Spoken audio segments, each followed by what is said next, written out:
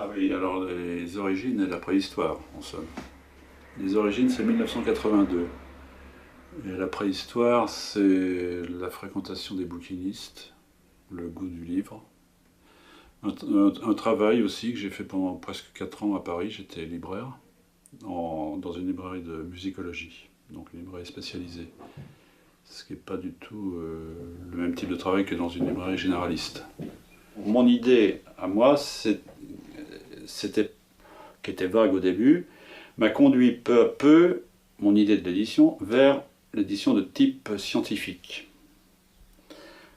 C'est un bien grand mot et un peu prétentieux, mais enfin ça veut dire des éditions, s'il s'agit de textes oubliés, ou de dossiers sur tel écrivain, nous venons d'en publier un sur Scientart par exemple, ou bien de correspondances inédites, ou bien de rééditions de livres du 19e qui sont recomposés, annotés, présentés avec une préface, un index. Bon. Tout ce qui tourne autour de l'organisation de l'édition d'un texte, qui a besoin d'être accompagné par un discours critique, ou d'un appareil critique complet, ça, effectivement, ça m'intéresse.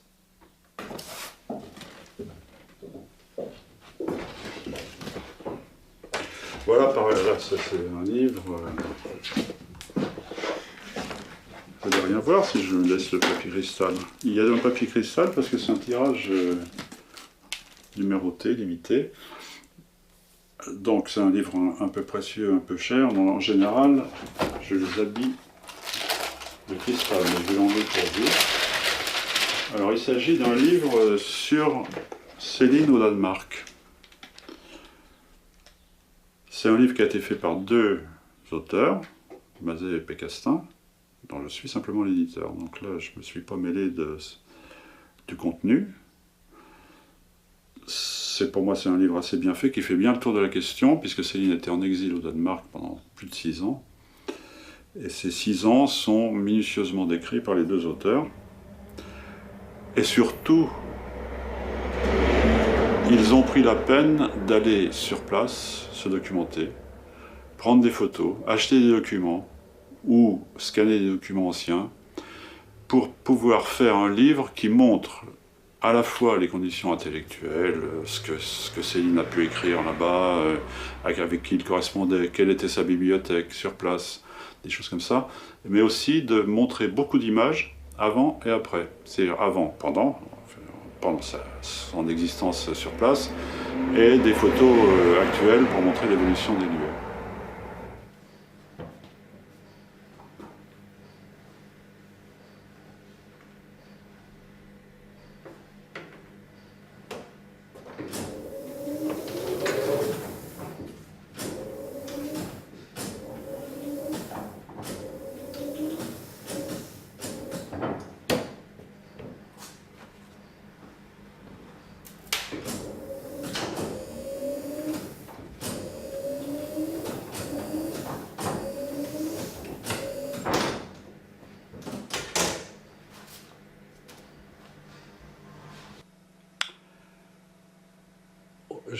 Comme je le dis souvent, ça c'est vrai, quand on se met en tête d'être éditeur, on ne sait pas ce qu'on va faire.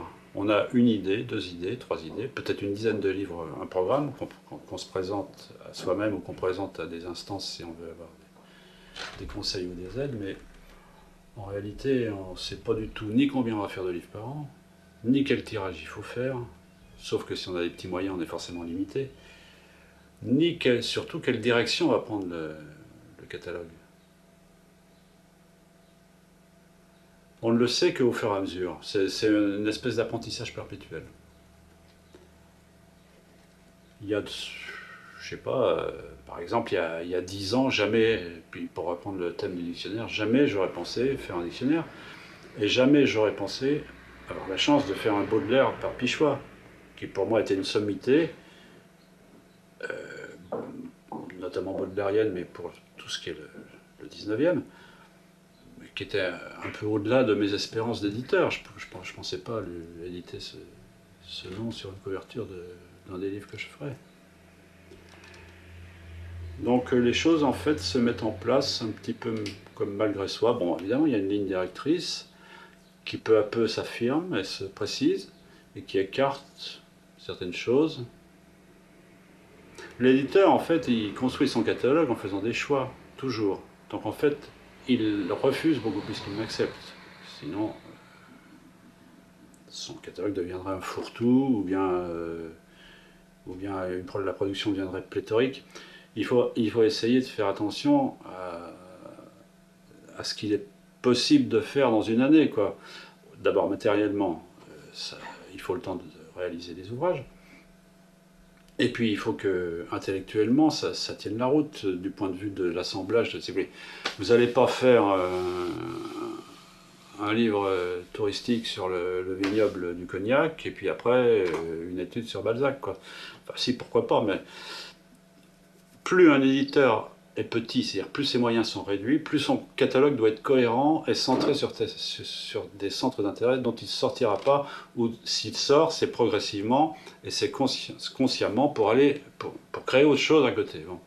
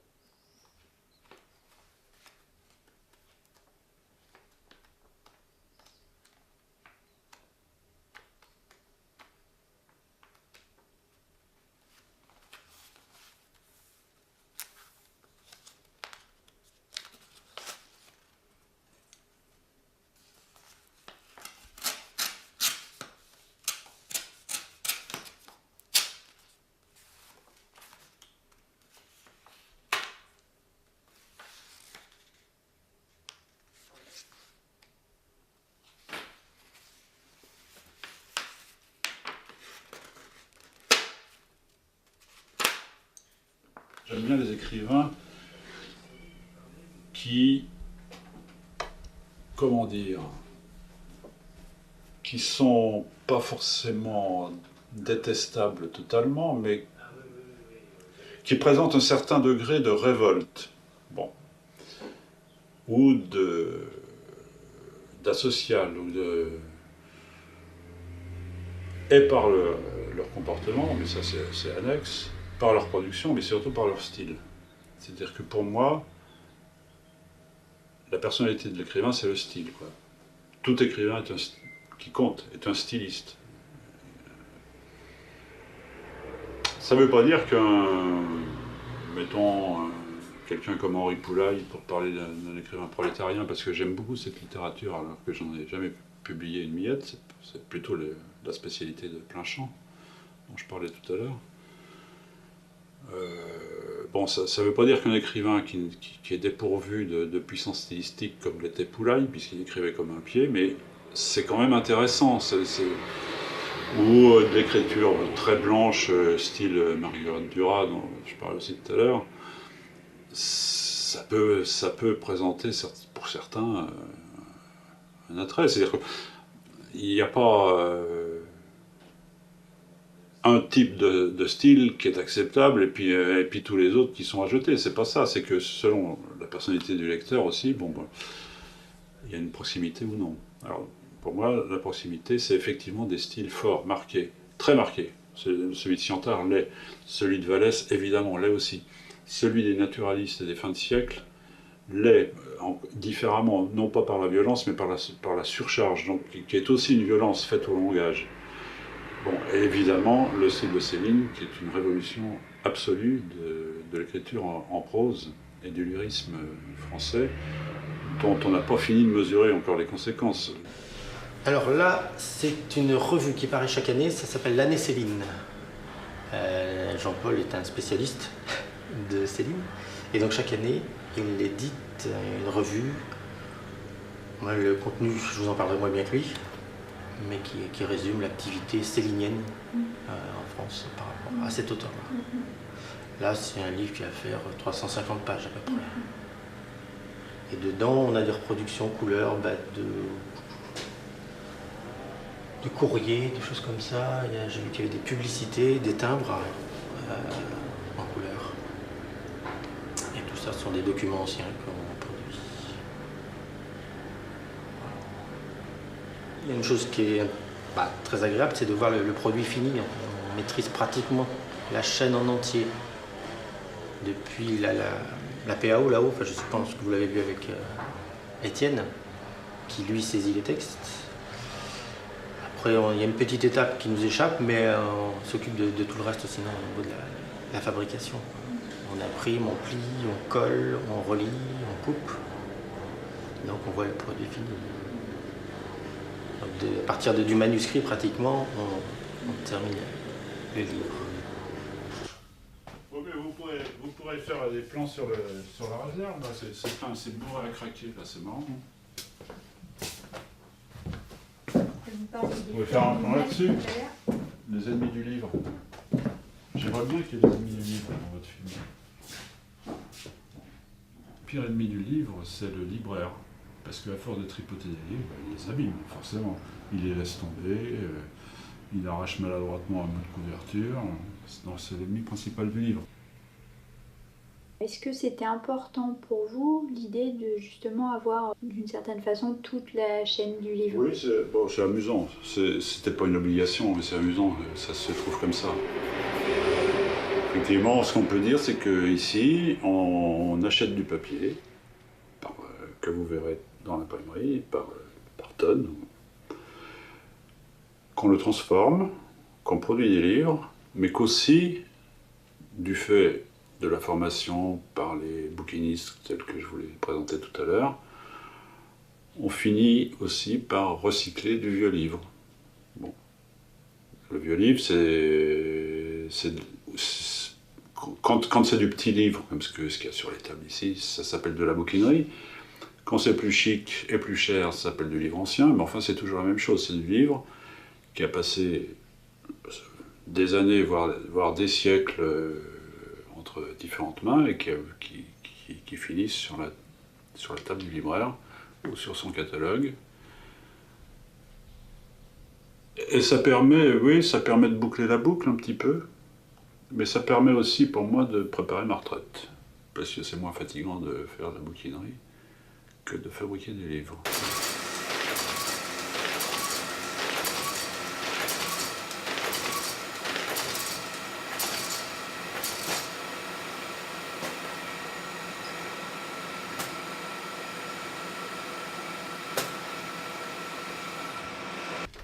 Voilà, un cahier, une feuille voilà, qui m'arrive brute en fait. La machine fait donc ce premier pli. Ici, une petite perfo pour que le livre soit moins...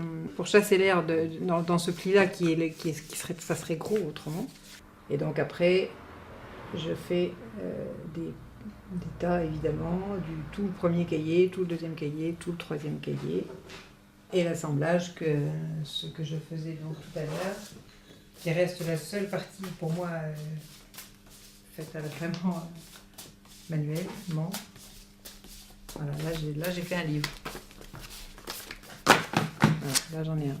Ensuite, il est cousu. Voilà. Il est cousu. Il donne ça. Et la particularité qu'on a déjà évoquée, c'est qu'il n'est pas massicoté. Il reste comme ça. Là il est fini. Pourquoi ces choix très particuliers? C'est un choix esthétique d'abord. Il me semble qu'un livre ouvert au coupe-papier, je le disais tout à l'heure, n'a pas du tout